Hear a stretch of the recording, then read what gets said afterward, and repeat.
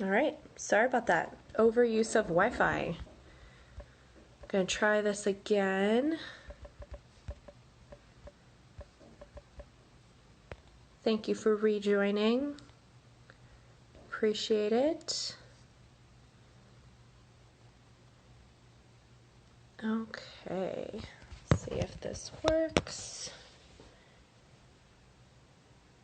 Technical difficulties. Thank you. Okay. Perfect. We have Noelle here, just connecting. Great. Morning. Good morning. All right, we got that sorted This out. out. I don't. My mind. I just had like a mind like blip where I'm like, wait a minute. Why isn't this working? Happy Monday. I know. Happy Monday to you too. How are you doing? Happy morning coffee break. I've already gone through mine. I'm on to tea. I have to balance it out. Yeah, absolutely.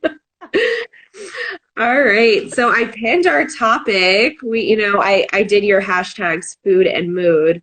Um, but we are going to talk today a little bit about body image in that, I mean, this is something that is pervasive in society anyway, but I think when we get off of our usual schedules and our usual routine and everything we've learned that's kind of worked for us, it gets even more difficult. So, I know as a licensed acupuncturist, as someone who does functional medicine, like weight loss is a huge topic, inflammation is a huge topic, Mm. cosmetic is a huge topic. So, but Noelle, tell us a little bit about how you even got into this whole concept of like food and mood and like body image in general because you have this awesome story. I mean, we can keep it short because it's a quick live, but I'd love to know just a little bit about why you're even interested in this topic and why it's important to you.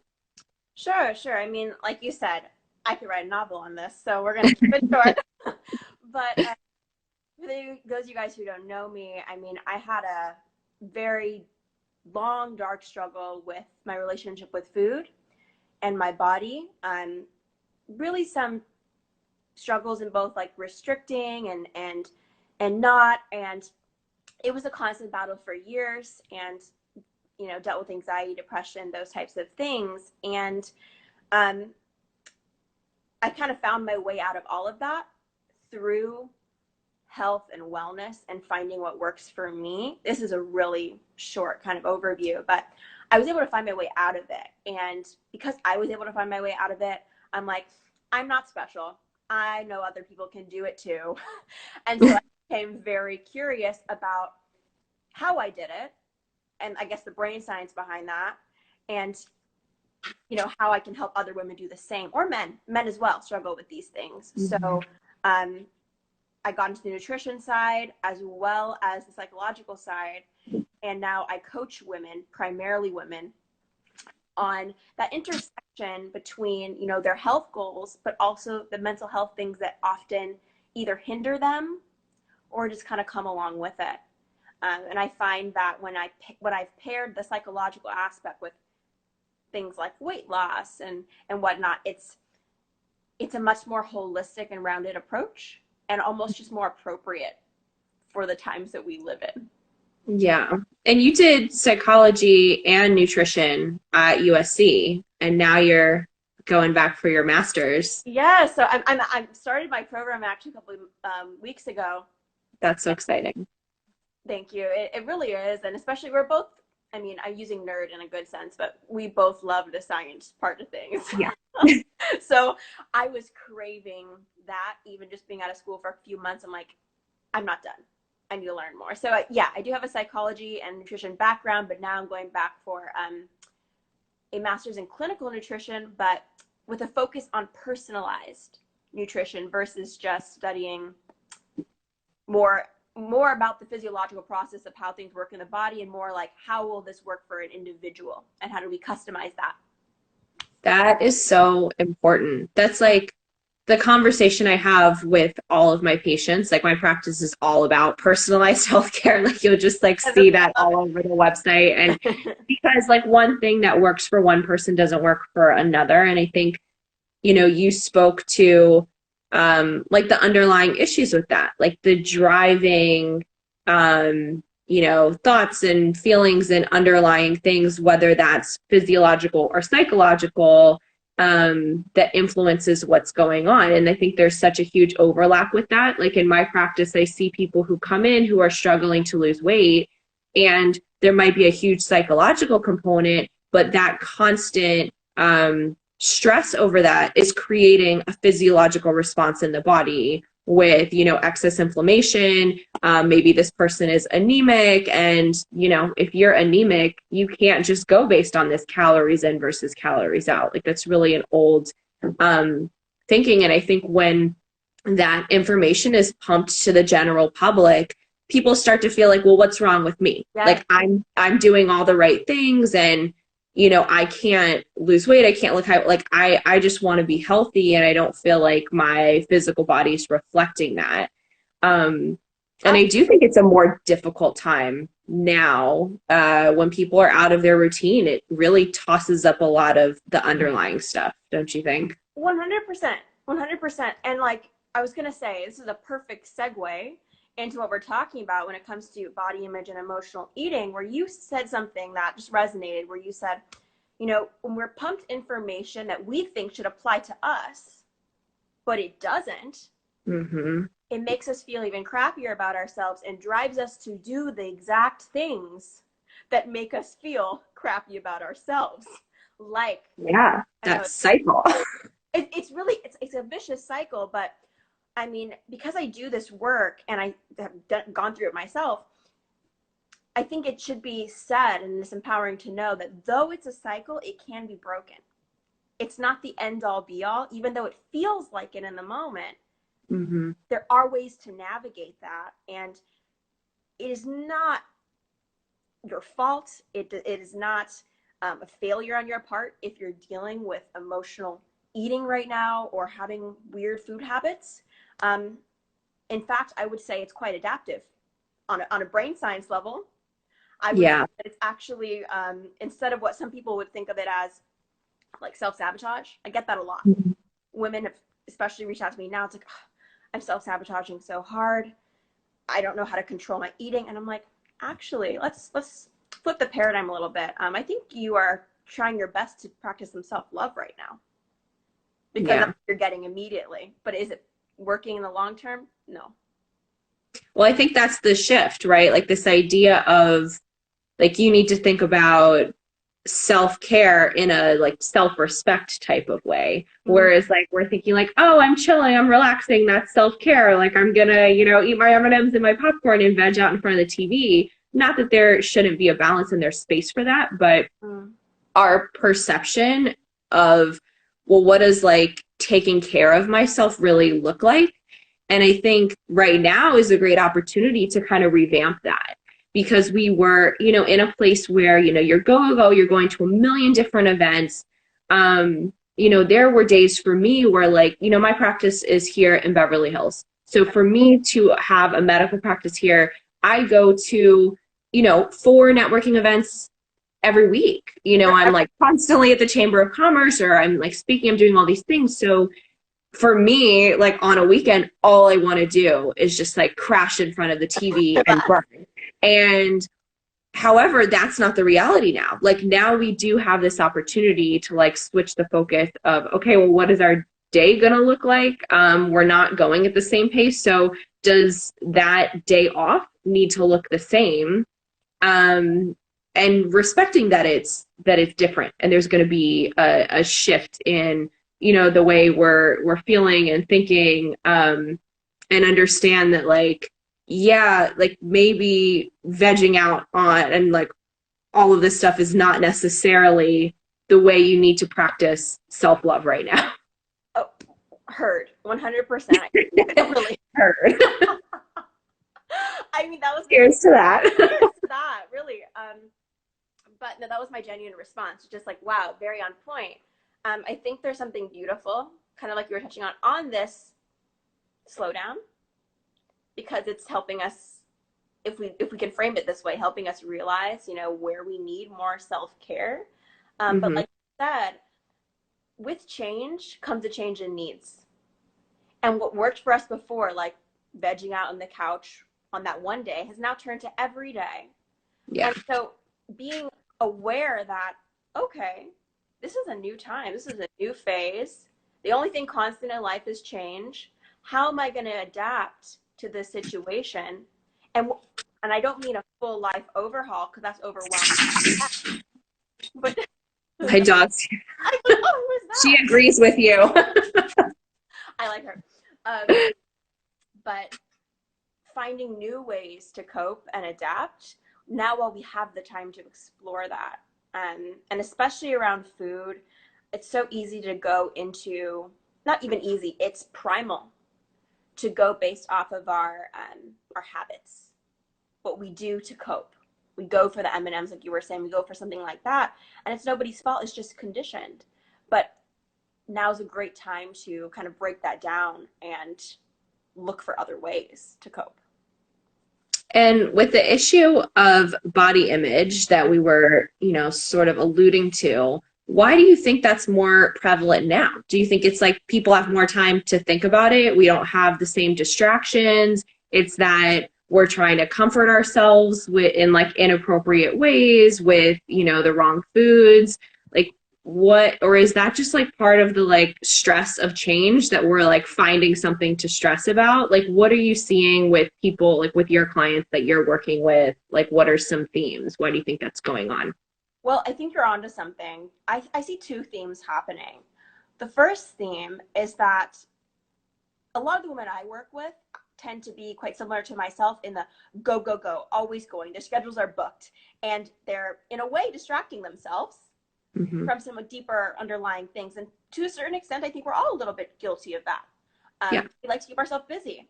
All of a sudden, when we have all this free time and free space, and we cannot distract ourselves anymore, what comes in? The things that we've been pushing down. So I think we're becoming more aware of feelings that we have about our body that make us feel uncomfortable.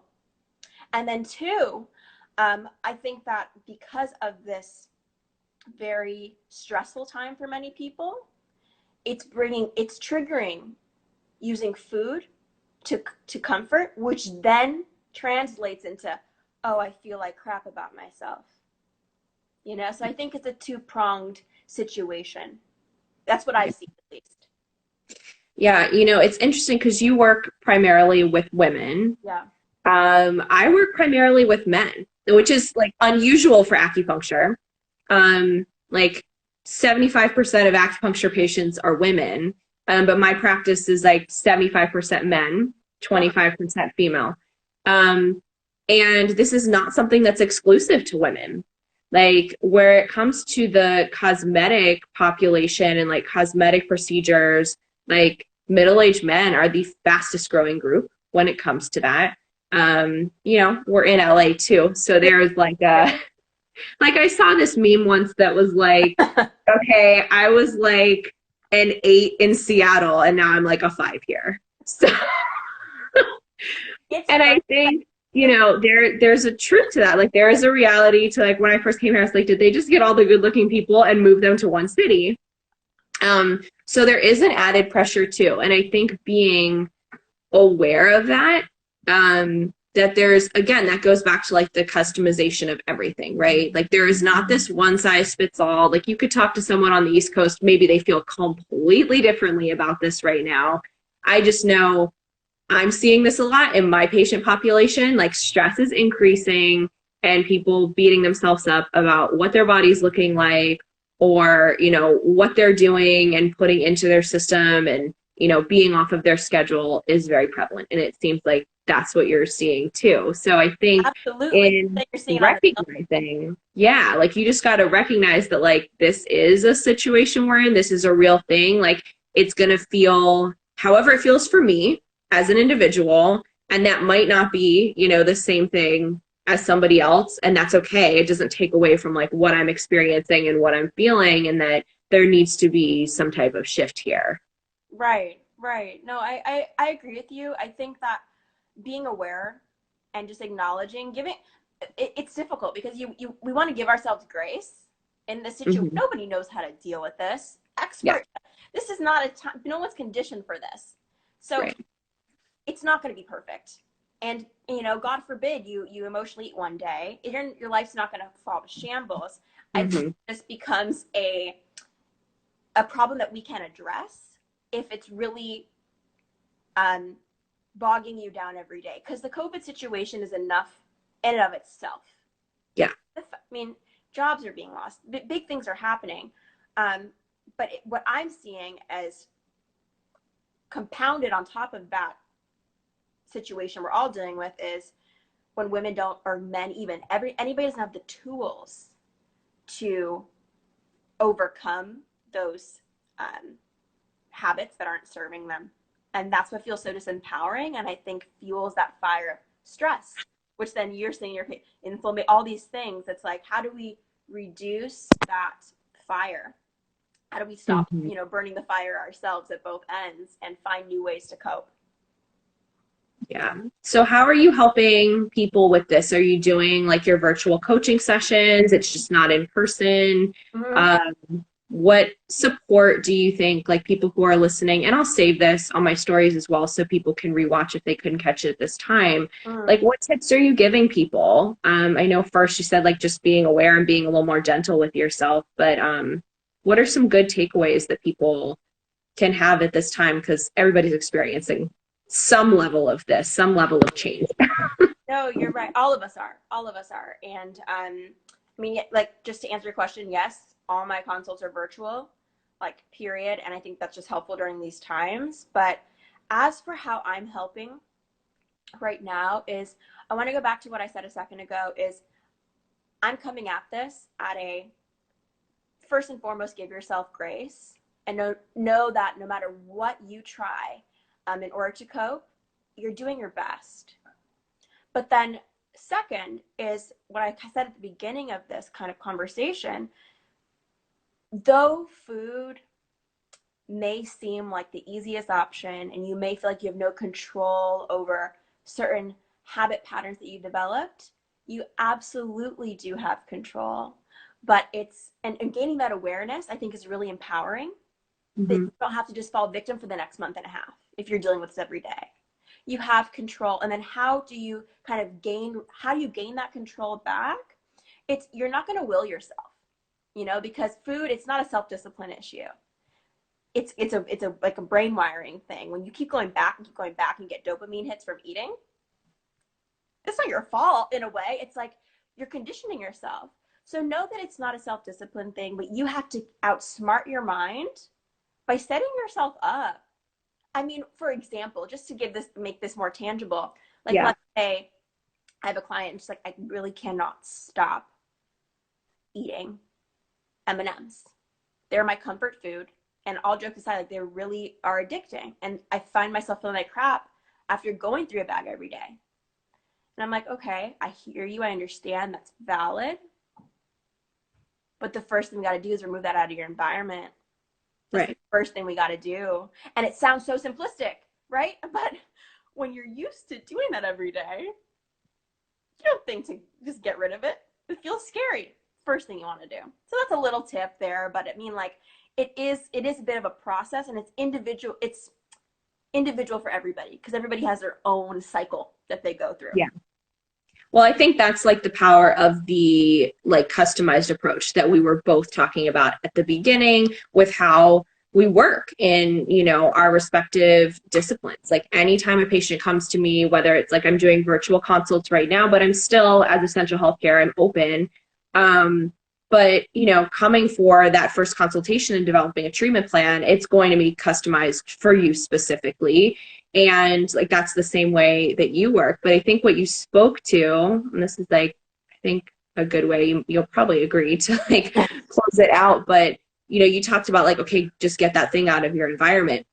I think as scary as the situation is now and how there's so much change, we actually have more control now than ever over what our environment looks like. Like really in a position to take advantage of this time and say, oh, I get to choose what I'm exposed to. I get to choose what comes into my home. I get to choose what I listen to, what I watch on TV. You're not just like by happenstance at a networking event running into people and you're like, oh, this talks like, no, you have more control now than ever. And it really can clear out a lot of the noise and make things very simple as far as, okay, like what do I want in my life right now? That is a really, really beautiful point, and I think that was so well said. I couldn't agree with you. I couldn't agree with you more, but it's because we're really on the same wavelength. That's a really great way to reframe an otherwise negative situation. It's like beyond food. This is a time to decide who you follow on Instagram, like what are you consuming every day, not just physically, but virtually, digitally. Yeah, Are you nourishing yourself? Um, I think absolutely. this is a great time for that. Yeah. Yeah. All right. Well, I appreciate you joining. It's been so nice talking to you. We're definitely on the same page. Also, for you guys that are listening, in the next, I think it's in like a month, but we will have Noelle and I did a podcast together. So That's she was on the Be Well with Dr. Nell podcast. That will be coming out, I believe, in a few weeks. Thankfully, we filmed a lot of them before everything changed and we all got locked down. So the Be Well with Dr. Nell podcast is available on my link tree. You guys can link directly to it. It's also on like Spotify, Apple Podcasts, all of that. And any last words, Noelle? I just really appreciate you coming by. So thank you so much. Thank you for inviting me to have coffee with you. I want to have coffee with you every day. It's like you're such a good. Yes, I know. Cheers. Next coffee break will be Wednesday morning, you guys, on IG Live. I will definitely So, remember that. But I mean, just closing stuff for me is just anybody who's listening who'll listen to this later, keep in mind, like, you are not alone in any of the issues you may be experiencing with food. And there is nothing weak about reaching out for help and asking for guidance. If anything, you're just setting yourself up to come out of this COVID situation stronger. So that's all from yeah. me. Oh, I do want to address really quickly because Elizabeth said harder with kids. Many of us struggle with that. Yeah, it is. It's totally harder with kids to control your environment, and you're trying to address them and you're trying to address yourself and your partner and whoever else is around you. But I think that's where it comes back to the like control the controllables, and like Noelle said at the beginning, like giving yourself a little bit of grace. Because it's not going to be perfect. Like nobody has figured out this situation and how this is supposed to work.